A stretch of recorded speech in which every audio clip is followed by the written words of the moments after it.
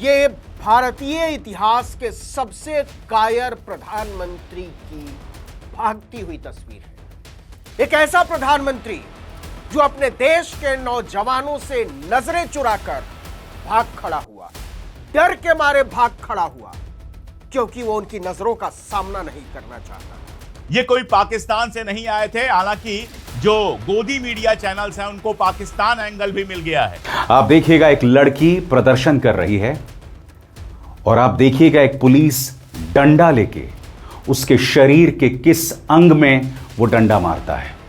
मेरे पास शब्द नहीं है दोस्तों कि उन्हीं नौजवानों का वोट लेकर वो राजा बनता है, बादशाह बनता है और उसके बाद अपनी पुलिस से उन्हें कुचलवाता है, उन पर आंसू गैस के गोले दगवाता है, उनके सिर फोड़वा देता है। जो शिक्षा व्यवस्था के बर्बाद होने पर नाराज थे, उनमें पाकिस्तानी एंगल ढूंढ रहे हैं हमारे गोदी मीडिया के लोग। शर्म करना चाहिए, डूब के मर जाना चाहिए। वो गाली देते हैं, इनके पास कोई तरीका नहीं है साहब। मैंने आज सुबह आपको बताया था, एनडीटीवी ने क्या चलाया कि इस आंदोलन में पाकिस्तानी एंगल है। प्रधानमंत्री लाखों बच्चों की छातियां रुंधवाकर अपने एक मंत्री को बचाएगा। एक डरपोक और निकम्मा प्रधानमंत्री ही। क्या संसद के अंदर पाकिस्तान की सेना घुस आई थी? क्या संसद के अंदर बमबारी हो रही थी कि प्रधानमंत्री को सुरक्षित निकाला गया? छात्रों ने कैसे उन आरएएफ जवानों को आईना दिखाया ताली बजाकर, देखा जाए। बहुत अच्छा काम किया सर, घर पे जाके बच्चों को बताना पापा ने बहुत अच्छा काम किया है, बच्चों को मार के हंस रहे हो। आप देखिएगा एक लड़की प्रदर्शन कर रही है और आप देखिएगा एक पुलिस डंडा लेके उसके शरीर के किस अंग में वो डंडा मारता है। मेरे पास शब्द नहीं है दोस्तों, मैं नहीं जानता वो लड़की कौन है, मगर मैं चाहूंगा वो वीडियो आप देखें। ऐसे लोग पुलिस में भर्ती हैं, देखा जाए।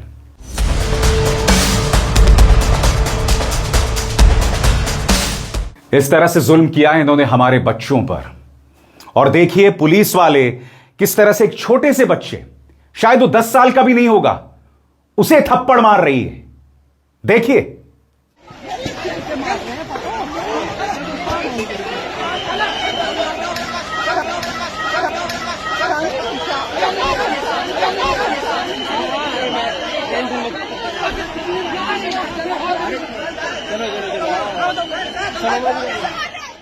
दिल्ली पुलिस 10 साल के एक बच्चे को मार रही थी और भारतीय जनता पार्टी आज सुबह मंगल मिलन कर रही थी। पहले इस सवाल का जवाब दो कि बगैर किसी प्रोवोकेशन के आखिर क्यों तुमने लाठीचार्ज किया? बगैर किसी प्रोवोकेशन के क्यों अश्रु गैस के गोले छोड़े? क्या वजह थी? यहां पर प्रधानमंत्री नरेंद्र मोदी का कोई मजाक बनाता है, कोई चुटकुला बनाता है तो आप उन्हें जेल में डाल देते हो। 2-2 साल तक तुमने सिद्दीक कप्पन नाम के एक पत्रकार को जेल में डाल दिया।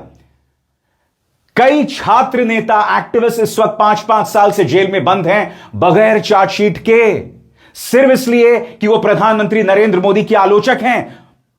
और यहां तुम ये उम्मीद कर रहे हो कि तुम लाठियां मारोगे, अश्रु गैस के गोले छोड़ेंगे और उसकी कोई प्रतिक्रिया नहीं होगी, जो मेरे हिसाब से जायज नहीं है। कल पुलिस की बेरहमी, आरएएफ की बेरहमी की ढेरों तस्वीरें सामने भर कर आई। ढेरों तस्वीरें, बच्चे रो रहे थे, लगातार रो रहे थे। मगर आज क्या किया? जब जंतर मंतर पर दोबारा ये आरएएफ के जवान पहुंचे, तब वहां मौजूद छात्रों ने तालियों के साथ उनका स्वागत किया। इसे आप ताना कह सकते हैं, मगर इससे करारा तमाचा नहीं हो सकता। मैं बार बार आपसे कहता हूं, सत्याग्रह में बहुत ताकत है। हिंसा का कभी इस्तेमाल ना करें, किसी कीमत पर इस्तेमाल ना करें। सुनिए छात्रों ने कैसे उन आरएएफ जवानों को आईना दिखाया ताली बजाकर, देखा जाए।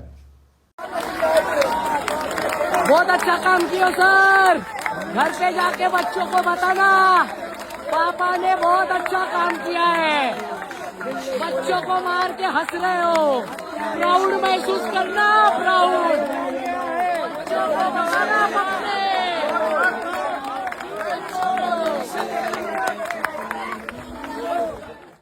जुल्म बढ़ेगा दोस्तों जब एक सरकार पूरी तरह से जवाबदेही से बचती है, तो जाहिर सी बात है वो सवालों का सामना नहीं करना चाहती है, वो झुकना नहीं चाहती है, क्योंकि भाजपा को लगता है वो कभी हार नहीं सकती है। ऊपर से स्पेशल इंटेंसिव रिवीजन एसआईआर की प्रक्रिया जिसमें आप वोट काट रहे हैं, उसको लेकर कोई पारदर्शिता नहीं, जवाबदेही नहीं। सिस्टम इन्होंने हैक कर लिया है, आसान है इनके लिए सब कुछ। अब जब ये लोग लगातार चुनाव जीतेंगे तो यही होगा, अहंकार इसीलिए बढ़ेगा। इसीलिए मैं बार बार आपसे कहता रहता था, ये मत सोचिए कि सिर्फ मुसलमान पर जुल्म होगा तो आप कभी इसके शिकार नहीं होंगे। जो तमाम छात्र छत्रसाल स्टेडियम में बंद थे वो अधिकतर हिंदू थे, और ये जो अंधभक्त हैं वो गाली देते हैं। इनके पास कोई तरीका नहीं है साहब। मैंने आज सुबह आपको बताया था, एनडीटीवी ने क्या चलाया कि इस आंदोलन में पाकिस्तानी एंगल है। वो नरेंद्र मोदी की सरकार को बहुत भारी पड़ेगा, बहुत ज्यादा भारी पड़ेगा। जब जामिया में हमला हुआ उसको मुसलमान बना दिया गया, जब जेएनयू में हमला हुआ उसको एंटी नेशनल बना लिया गया। लेकिन कल हिंदुस्तान खड़ा था, पूरा का पूरा हिंदू थे, मुसलमान थे, सिख थे, ईसाई थे, युवा छात्र थे, जिनके ऊपर कल लाठियां चली हैं और बर्बर लाठियां चली हैं। लड़कियों तक को पीटा गया है। 16-17 साल की हाई स्कूल फर्स्ट ईयर की बच्चियां जो वहां पर गई थी उनको पीटा गया है। शॉक थी वो लड़कियां, उनके समझ में नहीं आ रहा था कि हमारी ही पुलिस हमारे ऊपर ऐसे हमला कैसे कर सकती है। ये आतंकवादी नहीं थे, ये कोई पाकिस्तान से नहीं आए थे। हालांकि जो गोदी मीडिया चैनल्स हैं उनको पाकिस्तान एंगल भी मिल गया है। कल जो हमारे घर की बच्चियां, हमारे घर के लड़के, हमारे बच्चे जंतर मंतर पर लाठियां खा रहे थे, जो अपनी ही संसद तक जाना चाहते थे, जो शिक्षा मंत्री के इस्तीफे की मांग कर रहे थे, जो शिक्षा व्यवस्था के बर्बाद होने पर नाराज थे, उनमें पाकिस्तानी एंगल ढूंढ रहे हैं हमारे गोदी मीडिया के लोग। शर्म करना चाहिए, डूब के मर जाना चाहिए इस शर्म से। तुम्हारी हरकतों की वजह से ही बेचारा जो रिपोर्टर वहां पर जाता है वो गालियां सुनता है और उसको भगाया जाता है। जी, गोदी मीडिया के लोगों को वहां से भगाया गया, लेकिन अल्टरनेटिव मीडिया के लोग थे, एक एक सेकंड को कवर किया गया। और हालत यह है कि पॉलिटिक्स के जो एडिटर इन चीफ हैं और हमारे भाई हैं नीरज झा, उन नीरज झा को भी गिरफ्तार करके पुलिस ले गई और शाम तक, रात तक उनको अंदर रखा गया। रात को जाकर यह खबर आई कि उनको रिहा किया गया है। यह हालत है इस देश की, ये हालत है इस देश की सत्ता की, और ये हालत है प्रधानमंत्री की, जो जरा सा हंगामा सुनते ही संसद से बाहर निकल गए और उसके बाद खबर चली प्रधानमंत्री को सुरक्षित निकाला गया। क्या संसद के अंदर आतंकवादी घुस आए थे? क्या संसद के अंदर पाकिस्तान की सेना घुस आई थी? क्या संसद के अंदर बमबारी हो रही थी कि प्रधानमंत्री को सुरक्षित निकाला गया? अरे अगर वाकई प्रधानमंत्री होते इस देश के, अगर वाकई उनके सीने में दिल होता, अगर वाकई अपनी जनता के लिए जरा सा प्यार होता, तो संसद भवन से निकलते और उन बच्चों से कहते कि बेटा क्यों नाराज हो तुम लोग, क्यों नारे लगा रहे हो, बात करो, तुम्हारी समस्याओं का समाधान मैं करूंगा। लेकिन समस्याओं का समाधान तो करना ही नहीं है। हर चीज को पुलिस से दबाना है, हर चीज को आरएएफ से दबाना है। और कल जिस तरह की लाठियां चली हैं, शर्मनाक हैं। कल के वीडियो में भी मैंने बताया था कि दिल्ली पुलिस कह रही है इस तरह की कोई घटना ही नहीं हुई। लेकिन मैं आपको आज के अखबार दिखाता हूं, इंडियन एक्सप्रेस। ये सबसे ऊपर आपको ये तस्वीर दिख रही होगी इंडियन एक्सप्रेस के, कि किस तरह से पुलिस लाठियां चला रही है। दूसरा अखबार दिखाता हूं, हिंदी का सबसे बड़ा अखबार दैनिक भास्कर। देखिए किस तरह से लाठियां चलने की खबरें यहां पर हैं। और अब हम अपनी खबरों के लिए गोदी मीडिया के चैनल्स पर निर्भर नहीं हैं। अब जनता गोदी मीडिया के चैनल नहीं देखती, और बाकी सभी चैनलों ने इस चीज को दिखाया कि किस तरह से छात्रों के ऊपर लाठियां चल रही थी। हमने भी दिखाया, और ये छात्र गवाह हैं। किसी का पैर टूटा है, किसी का हाथ टूटा है, किसी के सिर में चोट आई है। एक यूट्यूबर वहां गए थे, उनका सिर फोड़ दिया गया, सिर से खून बह रहा था, और खून बहते हुए वो कह रहे थे कि आज मैंने पहली बार अपना चेहरा दिखाया और देखिए पुलिस ने मेरे साथ क्या किया है। 3-4 सीधे सीधे सवाल हैं धर्मेंद्र प्रधान के अंदर। ऐसा क्या है कि यह सरकार हटाने से डर रही है? नहीं, कुछ नहीं है।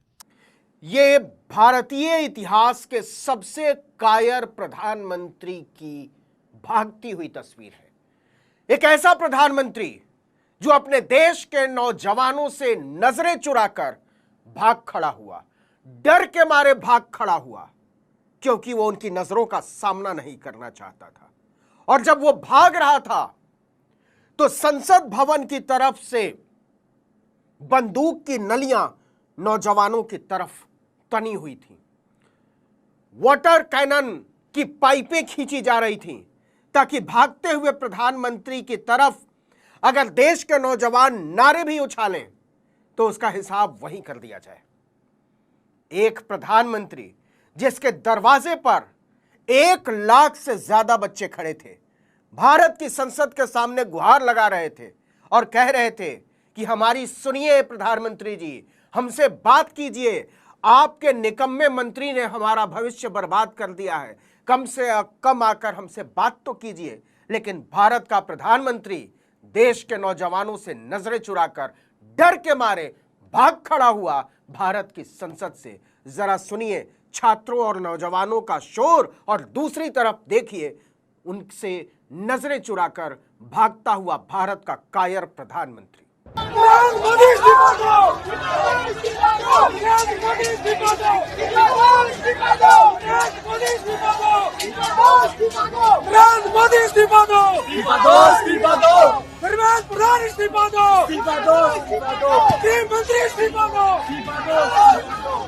तो सवाल है कि भारत का प्रधानमंत्री भारत के बच्चों से नजरें चुराकर भागा क्यों? आखिर ऐसी कौन सी वजह है कि उन्हीं नौजवानों का वोट लेकर वो राजा बनता है, बादशाह बनता है और उसके बाद अपनी पुलिस से उन्हें कुचलवाता है, उन पर आंसू गैस के गोले दगवाता है, उनके सिर फोड़वा देता है। और उससे ज्यादा साफ है तस्वीर कि भारत के प्रधानमंत्री को, नरेंद्र मोदी को भारत के नौजवानों की कितनी फिक्र है, इसका जवाब मिल चुका है। और इसका जवाब है रत्ती भर भी नहीं। भारत के प्रधानमंत्री नरेंद्र मोदी को अपने आराम से, अपने ऐश से, अपने मौज से, अपने विदेश भ्रमण से इतनी फुर्सत नहीं, या कहिए उनके भीतर इतनी संवेदना नहीं, इतनी समझ नहीं, इतना सरोकार नहीं कि वो एक कायर प्रधानमंत्री ही लाखों बच्चों की छातियां रुंधवाकर अपने एक मंत्री को बचाएगा। एक डरपोक और निकम्मा प्रधानमंत्री ही भारत के नौजवानों से भागकर अपनी पूरी ताकत, अपनी पूरी पलटन, अपनी सारी गोलियां, अपनी सारी बूटें, आंसू गैस के सारे गोले भारत के नौजवानों की तरफ तान देगा, सिर्फ इसलिए कि एक मंत्री को बचाया जा सके। और एक मंत्री को बचाया जा सके नहीं, एक निकम्मे मंत्री को बचाया जा सके इसलिए, एक निर्लज्ज मंत्री को बचाया जा सके इसलिए। इरादे बहुत कुछ बयान कर देते हैं। भारत के प्रधानमंत्री नरेंद्र मोदी के सामने इतिहास में एक वटवृक्ष की तरह दर्ज होने का एक सुनहरा मौका उनके सामने चलकर आया था। उन्होंने यह मौका गंवा दिया और पूरी निर्लज्जता से गंवा दिया। यह तस्वीर, भारत की संसद से भागते हुए प्रधानमंत्री की तस्वीर, हमेशा के लिए दर्ज हो गई है। भारत के नौजवानों से भारत के प्रधानमंत्री की भागती हुई तस्वीर, भारत की बच्चियों से भारत के प्रधानमंत्री की भागती हुई तस्वीर, भारत के भविष्य से भारत के प्रधानमंत्री की भागती हुई तस्वीर बहुत निर्लज्ज तस्वीर है।